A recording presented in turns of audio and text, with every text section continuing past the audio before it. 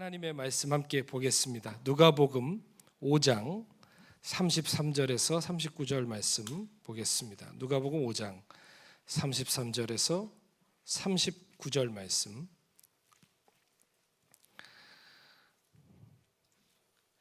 신약성경 76페이지에 있습니다. 누가복음 5장 33절에서 39절까지 말씀 함께 교독하고 마지막 39절 함께 읽겠습니다. 제가 먼저 읽습니다.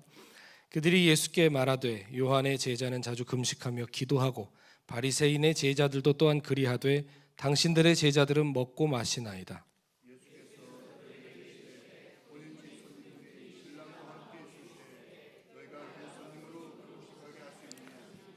그러나 그날에 이르러 그들이 신랑을 빼앗기리니 그날에는 금식할 것이니라.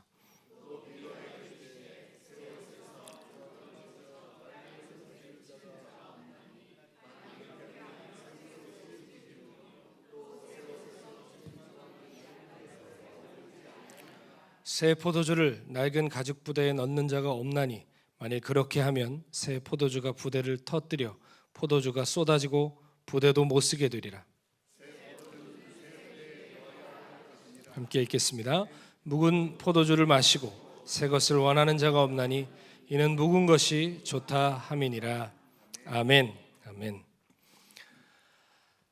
제가 태어나고 자란 모 교회는 1908년 3월 1일에 설립된 엊그제 116살 생일을 맞은 아주 전통적인 장로교회입니다.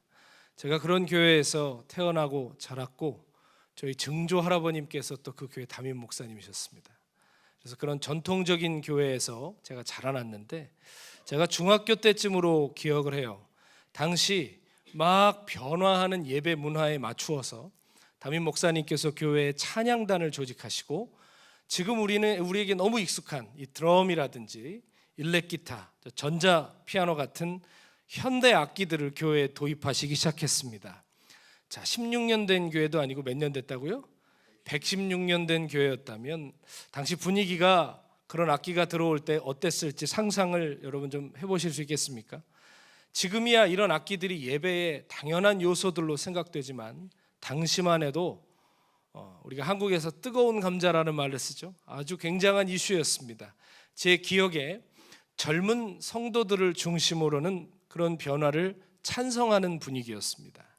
그런데 연세가 좀 있으신 성도님들 중에서는 반대하다 못해 그런 현대적인 악기들을 사탄의 도구들이라고 칭하는 분들도 계셨습니다. 그러니까 반대가 굉장히 심했다는 얘기입니다. 그런데 제가 또 더 고민이 됐던 것은 제가 당시 교회에서 드럼을 배우고 있었거든요. 저는 드럼으로 예배를 섬겨보겠다고 나섰는데 만약 이 드럼이 사탄의 악기라면 나는 어떻게 해야 되는 건가? 막상 배우면서도 굉장히 헷갈리고 혼란스러웠던 시절이 있었습니다. 지금은 30년도 넘게 흐른 것 같습니다. 그때를 생각하면 웃음밖에 안 나오죠. 지금은 너무나 모든 교회마다 자연스럽게 이 현대적인 악기들로 또 풍성한 예배를 드리고 있지 않습니까? 그때를 생각하면 그때 왜 그랬을까? 왜 그런데 목숨 걸었을까? 싶어요. 그런데 또 뒤집어 생각을 해보면 그때는 시대적으로 한국 기독교가 많은 영역에서 변화를 경험하는 시기였기 때문에 그 시대를 마주하는 성도들의 고민은 또 치열할 수밖에 없었구나라는 생각도 듭니다.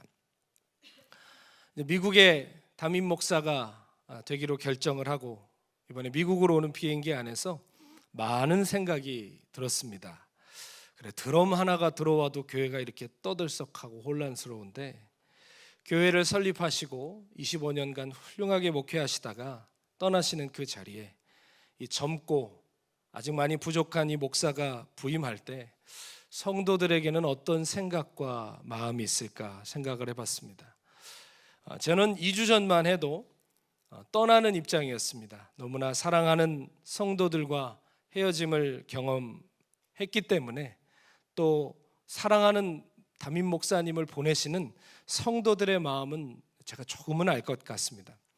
케냐를 제가 떠나기 전에 한국에서 이름만 대면 아는 그 대형 교회를 목회하시다가 케냐 선교사로 다시 돌아가신 존경하는 목사님 한 분 계신데요. 그분을 만나서 제가 이제 케냐를 떠나서 미국에 목회를 하러 가게 됐다고 말씀을 드렸더니 그분이 제게 이러시더라고요. 목회자가 목회를 그만두고 떠난다는 것은 성도들에게 있어서 장례를 치르는 것 같은 감정을 준다는 거예요. 그래서 마무리를 잘해야 된다고 저에게 가르쳐 주셨어요. 우리가 사랑하는 사람과 갑자기 이별을 할 때 어떤 마음이 들죠? 첫째, 믿기지가 않아요. 현실을 부정하고 싶고 슬프고 화도 나고 못다한 말, 못다한 사랑에 미안하기도 하고 또 배신감마저 들어요. 날 두고 먼저 가. 근데 여러분, 목회자가 떠날 때 성도들이 이런 감정을 느낀다는 거예요. 한두 사람이 아니라 교회적으로 느낀다는 거죠. 그러니까 교회적으로 굉장한 정서적인 충격과 소모가 있다는 말입니다. 저도 나이로비 한인교회를 내려놓을 때 그 감정들을 고스란히 저도 경험하고 성도들도 여러 이 감정선을 경험하고 있다는 것을 느낄 수가 있었어요. 저는 이제 물러나는 사람이니까 빨리 잊혀지고 새로 부임하시는 목사님에게 모든 이목과 기대가 집중되게 하고 싶은데 그게 뜻대로 될까요? 안 될까요? 안 되는 겁니다. 이 취임 예배를 준비하면서도 성도들에게 당부를 했어요. 이 많은 사람은 작아지게 하고 취임하시는 분들이 부각되게 해주셔라. 아무리 무게를 취임하는 분에게 부각시키고 싶어도 성도들의 마음은 정들어 떠나는 목사를 향할 수밖에 없습니다. 새 목사를 향한 기쁨과 기대보다 떠나는 목사님을 향한 아쉬움과 눈물이 훨씬 클 수밖에 없죠. 근데 그거는 너무나 당연한 것이에요. 저는 그 두 장면을 요 2주 안에 다 경험하고 있습니다. 성도들의 눈물을 보면서 정든 곳을 떠나도 봤고, 또 오늘 다 감히 헤아릴 수 없는 마음으로 예배드리시는 여러분 앞에 새로운 또 부임하는 목사의 입장으로도 이 앞에 서 있습니다.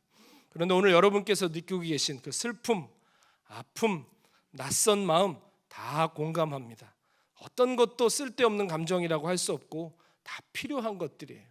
우실 분은 우시고 아쉬워할 분들은 또 아쉬워하십시오. 또 새 목사를 대하면서 경험하시는 그 낯설음과 어색함의 시간도 다 우리는 지나가야 됩니다. 다 필요한 시간들입니다. 그러나 중요한 게 있어요. 그 모든 감정선, 그 모든 시간들을 지난 후에 결국 우리가 다시 돌아와야 하는 지점이 있습니다. 그것은 우리가 반드시 하나님이 하실 일에 우리의 마음과 뜻을 고정시켜야 된다는 것입니다. 결국 그 지점으로 돌아오지 않으면 우리의 신앙은 표류할 수밖에 없어요. 어느 교회다라고 제가 얘기하지는 않지만 서울의 한 교회는 훌륭한 목사님을 모시고 신앙생활을 하다가 갑작스럽게 그분이 소천하는 일을 겪었습니다. 그런데 문제는 무엇이냐? 그분이 얼마나 훌륭하신지 모르겠지만 새 목사님을 10여 년이 넘도록 아직까지 모시지 않고 돌아가신 목사님 영상을 매주 틀면서 지금까지도 새 목사님을 모시지 않고 예배를 드리고 있다는 것입니다. 또 어떤 교회는 너무나 위대했던 전임자의 업적을 잊지 못해서 새로 목사님이 부임을 하셨는데도 늘 그것과 비교하고 그 목사님이 오늘도 사역을 제대로 할 수 없는 그런 교회들도 있습니다. 모두 과거에 있었던 영광을 잊지 못해서 오늘 하나님이 새롭게 주시는 새 은혜 가운데로 들어오지를 못하고 있는 것이죠. 사랑하는 여러분, 하나님의 은혜는 언제나 새롭고 풍성함을 믿습니다. 하나님의 은혜는 과거에 내가 너무 많이 줘서 요즘은 좀 모자란다, 줄 게 없다 하는 그런 유의 은혜가 아니라 한강물도 많이 쓰면 마른다고 석유도 언젠가는 고갈된다고 하지만 우리 하나님의 은혜는 마르지 않고 어제나 오늘이나 언제든지 변찮고 부요하신 은혜임을 믿습니다. 우리 그런 찬양 있지 않습니까? 은혜가 풍성한 하나님은 믿는 자 한 사람 한 사람 어제나 오늘도 언제든지 편찮고 보호해 주시네. 아멘. 하나님의 은혜는 풍성하십니다. 하나님의 은혜는 부요하십니다. 그래서 우리는 담대히 구할 수 있습니다. 주여, 성령의 은혜를 오늘도 내려주소서. 성령의 뜨거운 불길로서 오늘도 우리를 충만케 하옵소서. 넉넉하고 확실한 은혜가 오늘 주님께 준비되어 있습니다. 은혜가 이깁니다. 어떠한 낭패와 실망도 은혜가 덮습니다. 어떠한 두려움도 은혜가 이겨냅니다. 어떠한 무능력도 은혜가 감당합니다. 결국 은혜가 이깁니다. 은혜면 충분합니다. 하나님이 그 풍성하신 은혜를 우리를 위해 준비하심을 믿습니다. 그러나 죄 많은 우리는 어떤 습관이 있어요? 자꾸만 은혜를 과거형으로 묶어두고 싶어하는 요상한 습관이 있습니다. 옛날이 좋았다 이거죠. 옛날이 좋았다. 성경에도 그런 이야기가 있습니다. 바벨론의 포로로 끌려갔던 유다인들이 고레스 황제의 칙령으로 다시 예루살렘에 돌아와서 무너진 성전을 재건하는 장면이 나오죠. 그런데 당시 상황도 그랬고 여러 가지 여건들이 수백 년 전에 솔로몬이 지었던 성전처럼 화려하고 웅장한 성전을 지을 수가 없는 형편이었습니다. 더군다나 공사 과정도 순탄하지가 않아서 수많은 이민족들의 방해로 성전 공사가 16년 동안 중단됐던 시간도 있었습니다. 그러나 유다인들은 선지자들의 격려를 얻어서 결국 성전을 완공하죠. 그런데 성전을 완공은 했는데 옛 솔로몬의 영광, 솔로몬 성전의 영광과 비교하면 너무 작고 초라해 보이는 거예요. 그러니까 그 재건된 성전을 보고 성경에 보면 기쁨으로 환호하는 사람도 있지만 옛날 세대들은 울더라고 나와 있어요. 그런 장면을 보면서 학개 선지자는 이런 하나님의 말씀을 전했습니다. 학개 2장 3절에 보면 너희 가운데 남아있는 자 중에서 이 성전의 이전 영광을 본 자가 누구냐? 이제 이것이 너에게 어떻게 보이느냐? 이것이 너희 눈에 보잘것없지 아니하냐? 솔로몬 성전을 봤던 그 노년 세대들이 있어요. 원로 세대들이 볼 때는 이 스룹바벨이 재건한 이 성전이 너무나 초라해 보이는 거예요. 그래서 그 마음을 간파하신 주님께서 학개 선지자를 통해 너희가 볼 때는 너무 보잘것없지 않느냐라고 말씀하신 것이죠. 그러면서 9장 9절 말씀에 뭐라고 하시냐면 너희가 볼 땐 초라해 보이지만 이 성전의 나중 영광이라는 건 지금 재건된 성전을 얘기하는 거예요. 지금 재건된 성전의 영광이 이전 영광보다 크리라.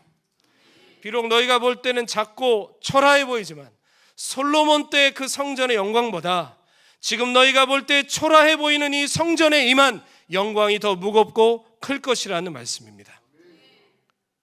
솔로몬 성전은 황금으로 도배되었다고 그러죠. 그러나 오늘 새롭게 지어진 이 제2성전은 그럴 형편도 못 됐습니다. 크기로 보나 형편으로 보나 초라한 것이 사실이었습니다. 옛 솔로몬 성전의 영광을 봤던 사람들은 지금 우리의 습관처럼 옛날이 좋았어, 그때가 좋았어 할 만했습니다. 그러나 주님의 평가는 무엇이었습니까? 너희가 볼 때 초라해 보이는 이 성전의 영광이 이전 솔로몬 때의 영광보다 크리라. 사람은 건물의 크기를 보지만 하나님은 영광의 무게를 보십니다. 사람은 성전에 치장된 금박을 보지만 하나님은 성도의 심령을 살피십니다. 성전이 아무리 커도 영광이 떠나면 끝난 겁니다. 성전이 아무리 아름다워도 성도의 심령에 주님을 사랑하는 마음을 잃어가면 아무 소용이 없는 것입니다. 그러므로 교회가 사수해야 될 것은 땅이나 건물이 아니라 하나님의 임재입니다. 성도가 지켜내야 하는 것은 직분이나 형편이 아니라 우리 심령의 정결함임을 믿습니다. 우리가 살고 있는 이 시대는 정말 어지러운 시대죠. 특별히 신앙에 있어서 가장 혼란스러운 시대를 우리는 살아가고 있습니다. 시대를 가만히 살펴보세요. 여기 대부분 기성세대시죠? 한번 얘기해 보세요. 지금이 좋아요? 옛날이 좋으셨어요? 옛날이 확실히 뭔가 더 뜨겁고 영광스럽고 분명한 은혜가 있었고 그것을 기성세대들은 체험하셨을 겁니다. 이렇게 젊은 제가 봐도 불과 10년, 20년 전의 은혜가 더 나은 것 같아요. 지금보다 시대적 은혜를 생각할 때 시대를 보면 은혜는 다 지나간 것 같아요. 좋은 때는 다 간 것 같고 좋았던 것은 다 옛날에 있는 것 같아요. 그러나 그것은 누구 생각? 우리 생각이에요. 하나님의 은혜는 하루도 이 역사 속에 그친 적이 없습니다. 은혜를 구하는 자가 없는 것이 문제지 하나님은 어제나 오늘도 언제든지 그 은혜를 구하는 자에게 부요한 분이심을 믿습니다. 사도 바울도 하나님의 은혜를 구했죠. 질병 속에 고쳐주심을 구했을 때 주님 뭐라고 말씀하셨어요? 나의 은혜가 너에게 족하다. 나의 은혜는 너에게 충분하다. 하나님 모자라서 못 주시는 분이 아닙니다. 구하는 자에게 오늘도 족한 은혜를 주시는 분이심을 믿습니다. 작년에 우리가 에즈베리 대학에서 일어났던 영적 각성 운동을 직접은 경험하지 않았지만 가까운 곳에서 소문을 들으며 얼마나 우리가 가슴이 설렜습니까? 그 전까지만 해도 솔직히 많은 사람들이 미국은 영적으로 끝났다라고 여기는 분들이 많았습니다. 저도 미련하고 우둔해서 미국은 이제 끝나지 않았나라고 생각했었습니다. 그도 그럴 것이 한 2년 전에 LTC에 말씀을 섬기러 왔다가 저 보스턴에서 어떤 성도 한 분께서 저를 초청해 주셔서 보스턴에 갈 일이 있었습니다. 근데 가까운 곳에 청교도들이 처음 믿음을 가지고 상륙했던 그 마을이 있다는 거예요. 얼마나 가보고 싶었겠어요. 시간을 내서 거기에 가봤습니다. 그런데 놀랍게도 갔더니요, 그 청교도들이 처음 상륙한 그 땅, 미국의 그 정신이 시작했다고 하는 그 땅은 곳곳에 무지개 깃발이 흩날리고 있었습니다. 하버드 대학에 가봤습니다. 처음 신학대학으로 시작한 그 채플 어마어마한 그 역사적인 채플실 앞에 큰 무지개 깃발이 걸려 있고 모두가 볼 수 있도록 쓰여져 있었습니다. LGBTQ, 우리는 모두를 환영합니다. 당신은 하나님의 자녀입니다. 말은 얼마나 좋아 보여요. 그런데 그곳에서 정말 충격을 금할 수가 없었습니다. 미국은 이렇게 저물어 가나 보는구나. 미국은 이렇게 끝나가는가 보구나. 그러나 주님께서 저 변방의 에즈베리 대학에 은혜를 부어주셨다는 소식을 들었을 때 우리의 영혼에 각성이 일어났죠. 아직 끝나지 않았구나. 하나님의 등불은 꺼지지 않았구나. 오늘의 은혜가 있구나. 과거의 은혜가 아니라 오늘 주시는 은혜가 있구나. 이 시대를 살라고 우리에게 예비하신 은혜가 있구나. 다만 우리가 준비되지 않은 것이구나. 우리가 추억하는 과거의 어떤 은혜도 오늘 하나님이 주실 은혜보다 클 수 없습니다. 또는 우리가 경험했던 과거의 그 어떤 낭패와 실망이 있을지라도 하나님의 은혜가 그것을 가리지 못할 만큼 작지 않습니다. 은혜가 모든 것을 이깁니다.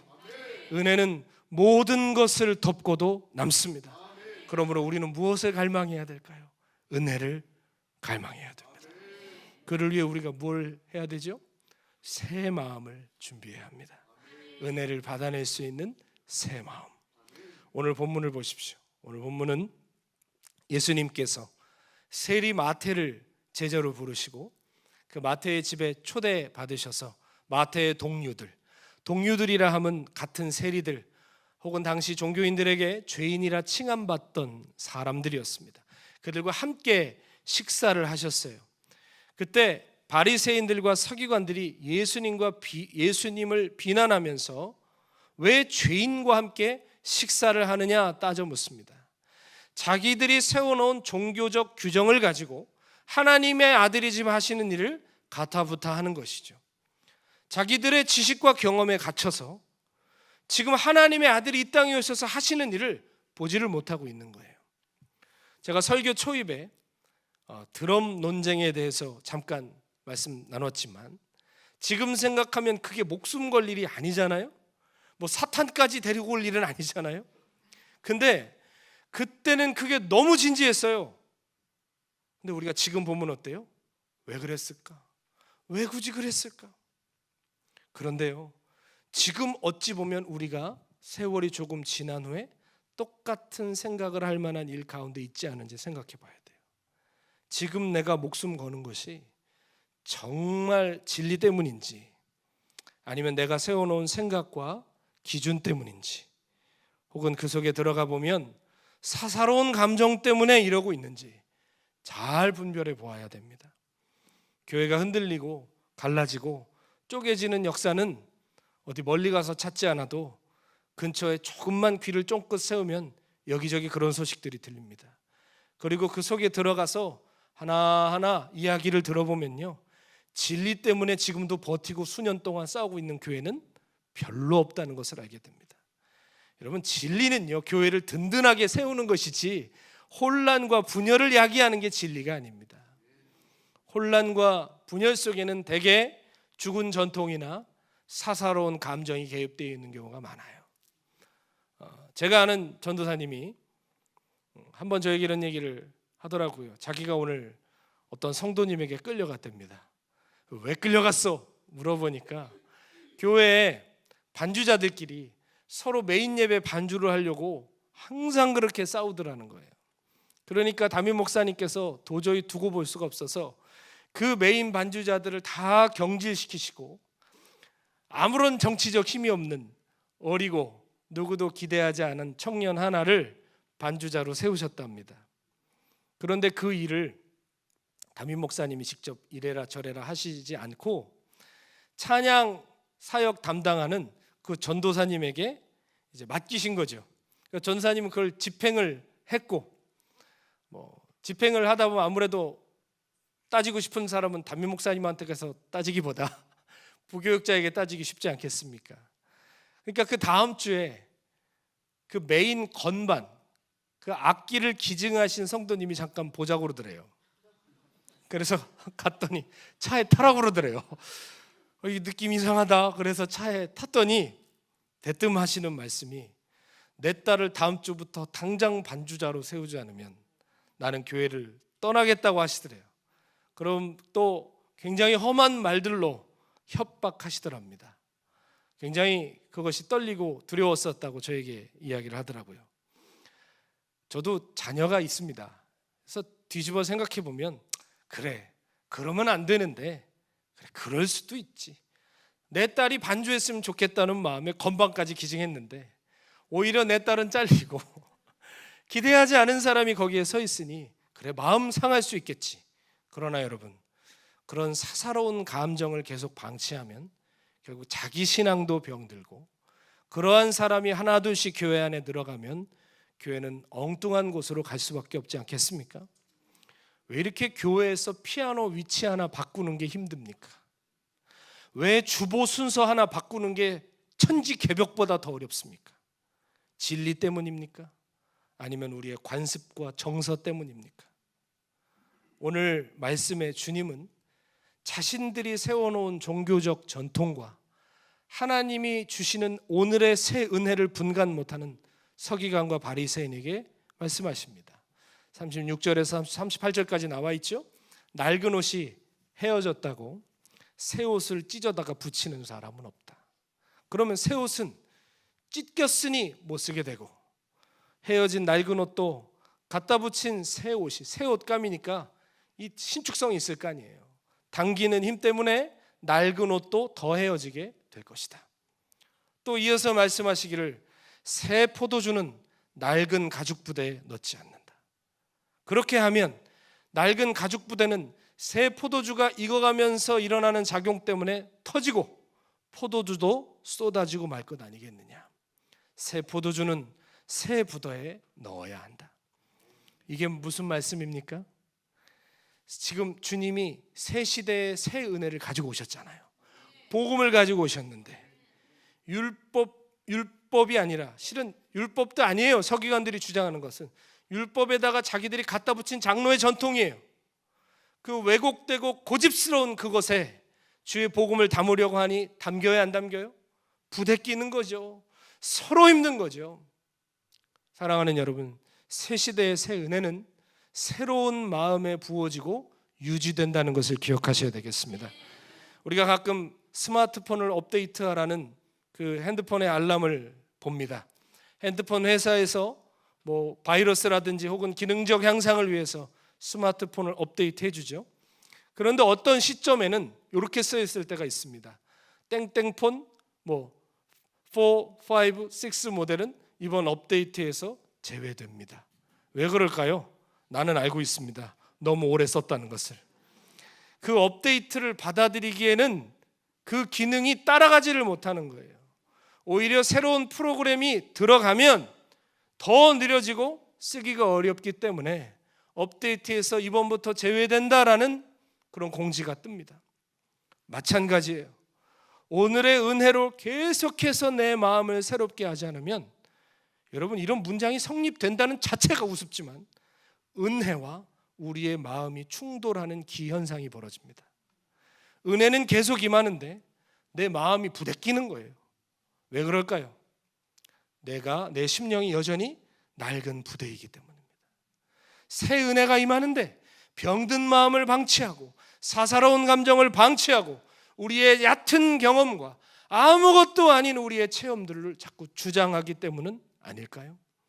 새 포도주가 익어가면서 낡은 부대를 자극하듯이 새 은혜는 우리를 변화와 회개와 사명으로 이끌어 갈 겁니다.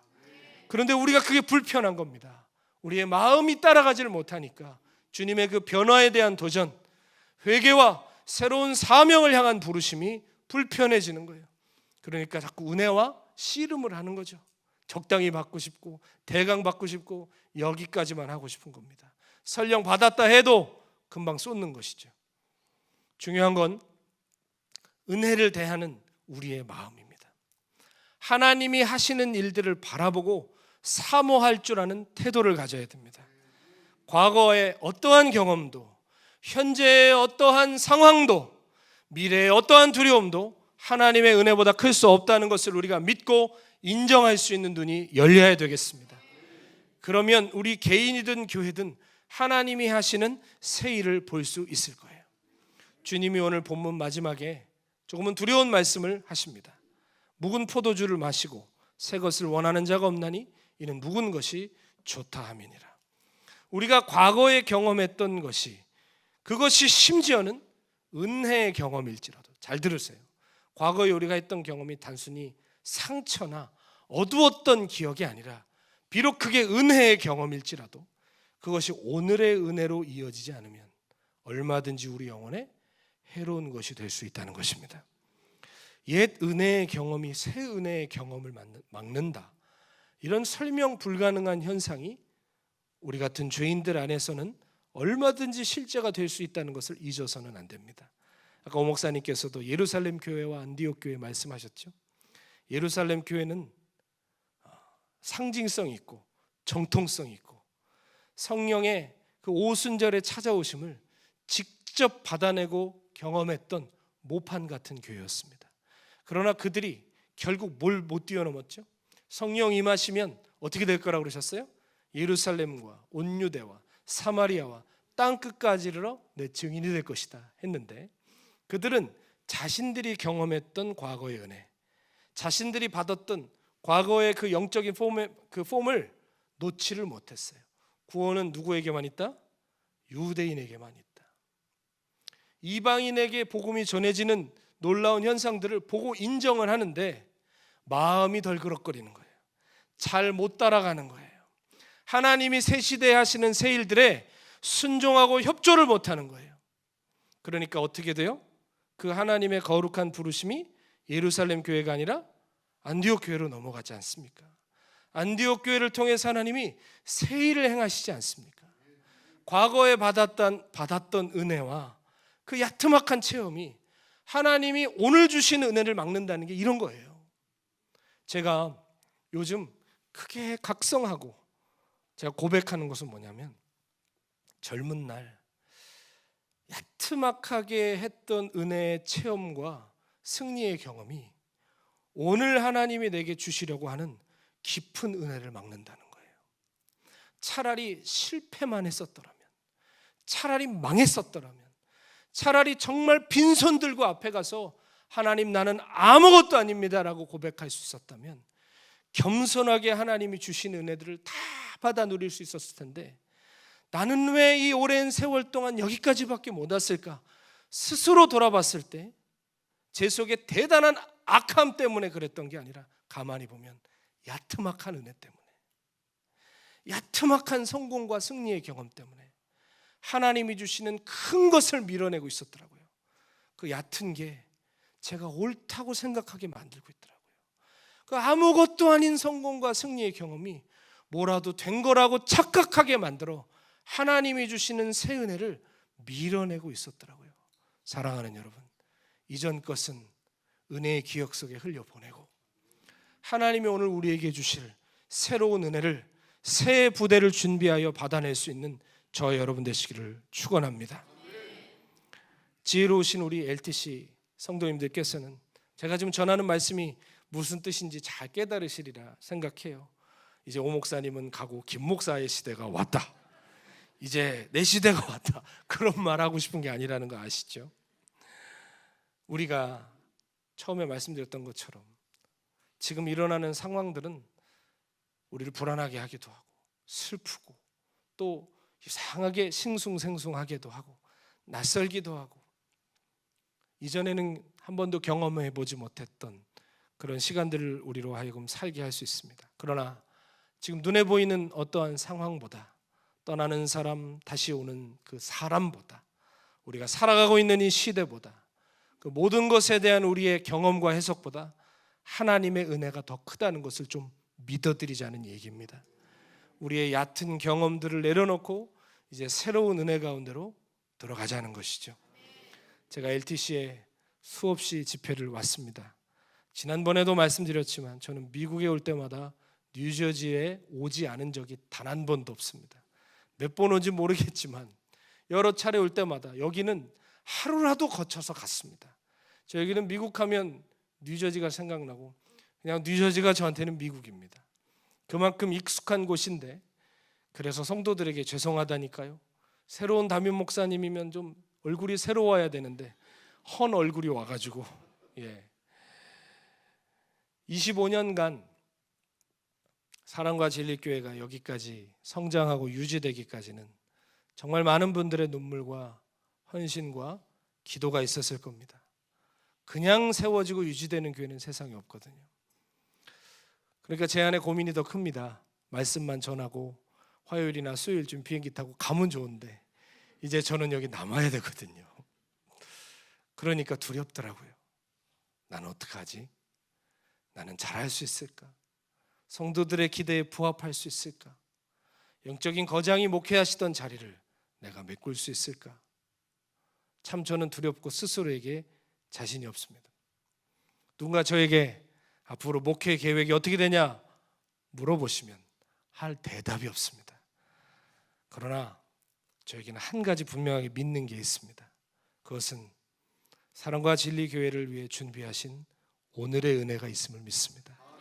지금 이때에 그 수많은 좋은 사람들 중에 저 같은 아무것도 아닌 사람을 여기 부르신 하나님의 은혜가 있고, 그것을 이루시고자 하는 하나님의 열심과 의지와 사랑이 있으심을 저는 믿습니다. 그래서 누가 저에게 앞으로 계획이 뭐냐라고 물어보면 그냥 엎드려 있을 계획이라고 말하고 있습니다. 무슨 전략이 있냐고 말하면 은혜를 구할 생각이라고 대답합니다. 왜냐하면 그게 정말 사실이기 때문이죠. 제가 나이로비 한인교회 성도들에게도 늘 그런 얘기했습니다. 하나님이 우리를 오늘 여기, 다른 사람들은 TV에서나 보는 이 아프리카 이 땅에 저와 여러분을 세우신 은혜가 있지 않겠느냐.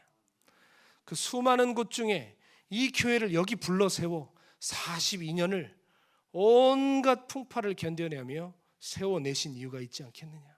하나님이 우리를 서울의 어떤 교회처럼 되라고 부르지 않으셨습니다. 미국에 잘 나가는 어떤 교회 마냥 되라고 우리를 여기 세우지 않으셨습니다.